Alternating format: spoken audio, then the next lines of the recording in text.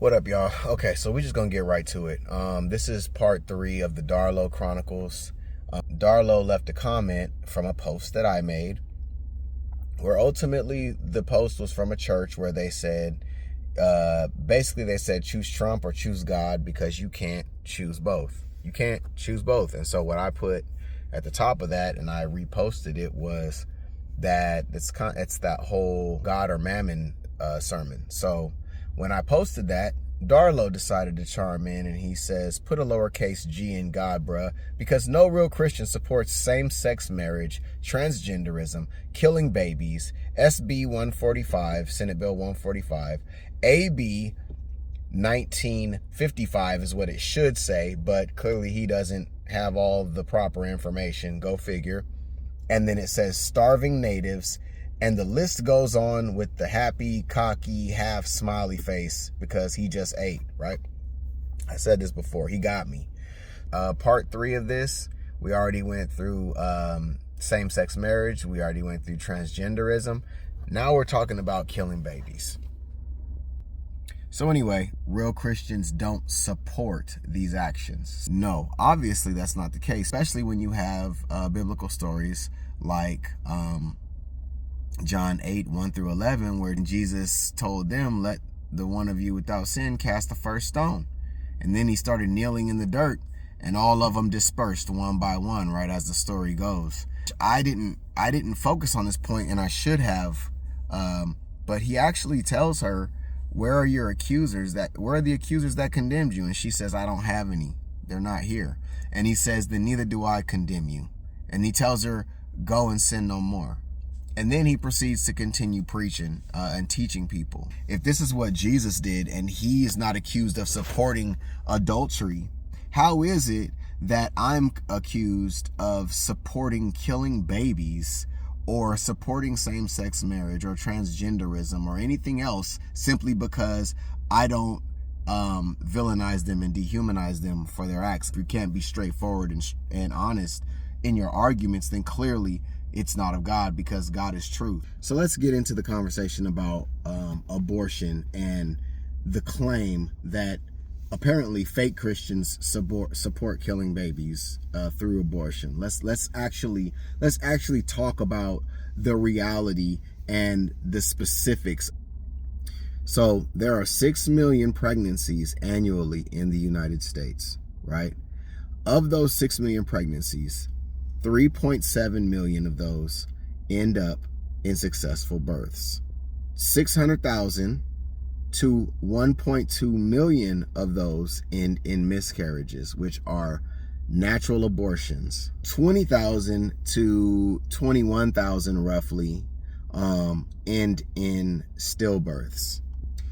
1.14 million of those pregnancies end in abortions. That's roughly 19% of pregnancies that end in medical abortions, or some other form of abortion that does not have to do with miscarriages. We don't know what these people are going through that are having these abortions. There are so many things that your typical person doesn't understand, nor do they try to, regarding these issues. And so they come up with these decisions based on pure ignorance, unadulterated, pure ignorance, because they don't know. So again, 19% of pregnancies are aborted, okay, which totals out to 1.14 million, roughly 1.14 million fetuses. See, that's roughly 1 in 5 pregnancies, okay? Again, I'm not saying that that's okay. I'm not saying that it's not okay. What I'm saying is that's not my business. That's between them and God. That's between those families and God. But the reality of the situation is that it doesn't end right there. Abortion care also has to do with miscarriages, and as I stated earlier, miscarriages are between 600,000 and 1.2 million pregnancies. So that's a lot of pregnancies that end in natural miscarriages. We're not talking about induced. We're talking about natural miscarriages. If it's before 12 weeks, there's typically a better chance that they don't have to go to the doctor to get anything done, and that it will just naturally be expelled. And I don't pretend to know everything about it. What I do know is that 12 weeks and after, there is a much stronger chance that everything will not be expelled from the body naturally. So when that happens, what do you think comes next? Women have to go through a procedure called a D&C. That is a procedure where the doctor has to make sure that there was no tissue or anything left in the uterus, because if any tissue or anything is left, it can cause excess bleeding. It can cause infection. It can cause many more things than what I'm saying, but I'm giving two of the strongest ones. It can cause death ultimately. So what we have that is happening is when you're banning abortion and abortion care, what that means is you have women that are having natural miscarriages that are being penalized for having them, because the doctors no longer, in red states, they no longer do the immediate procedures necessary until it fits certain criteria. I'll give you one example. If there's a woman that's having a miscarriage and the baby's heartbeat or whatever is still going, right? Then they will not, even though the body is expelling the baby, they are in the process of having a miscarriage. Please understand, you cannot reverse a miscarriage. So when you have a woman going through these issues and they go to the doctor, in red states, the doctors are hesitant and they delay help because it has to fit criteria. There's been a woman, and there have been multiple, okay? But just to give you an example, there was a woman that went in to get an abortion, but she was not given the immediate care that she needed because there was still a heartbeat in the baby, even though it was being aborted, and even though there was no reversing it, because there is no reversing a miscarriage, okay? Just so we're on the same page. So that woman ended up dying due to complications because the doctor was not able to help her in the moment of her need, because they had to wait until that baby's heartbeat was gone. Not to mention the fact that she's sitting there and she's bleeding out because of the same issue, and the doctors are scared to do anything because they don't want to lose their license. But due to the abortion laws that have been enacted to save the babies, as MAGA likes to call it, they're actually doing more harm than good. In Texas alone, there has been a 56% hike in maternal deaths due to these abortion bans. Around the nation, it has gone up 11%. What that amounts to when we're talking about actual numbers is, in Texas, 35 to 40 more moms are dying due to pregnancy complications, and have died due to pregnancy complications, than were dying prior to the abortion bans. Around the US, there is roughly 80 to 90 more mothers that are dying due to pregnancy complications because they can't get the care that they need due to these political abortion bans, because it's not religious.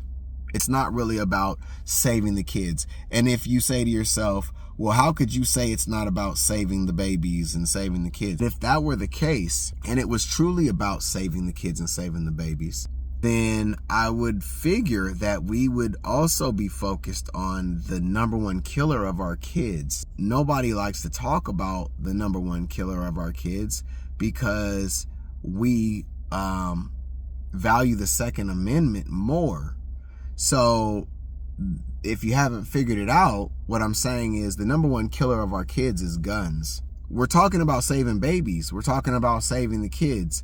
The number one killer from 1 to 17, age 1 to age 17, number one killer is guns. So why have we not been up in such an outrage to fight against guns in the same manner that we do abortions? Based on the things that I've come to understand, in the ways and things that we've been taught, that I've been taught, my provider, my protector, my everything is God. And so many people say that, yet all that I see is people putting trust in outside material things, and nobody is calling them out for it. Even though biblically, they literally tell you how to create a miscarriage in the Bible. And it wasn't demonized when it was biblical. Like, there were reasons for doing it. In today's times, we've manipulated the word of God. We've perverted it to fit our own narrative because we're not doing our due diligence and getting proper information. So that means we can sacrifice our kids for guns. We can't trust that God will protect us and keep us safe. We need guns. So the kids and the families and this and that die from gun violence, those are just collateral damage. We need our guns, but for everything else, we need to make laws against it to save the children. Like what?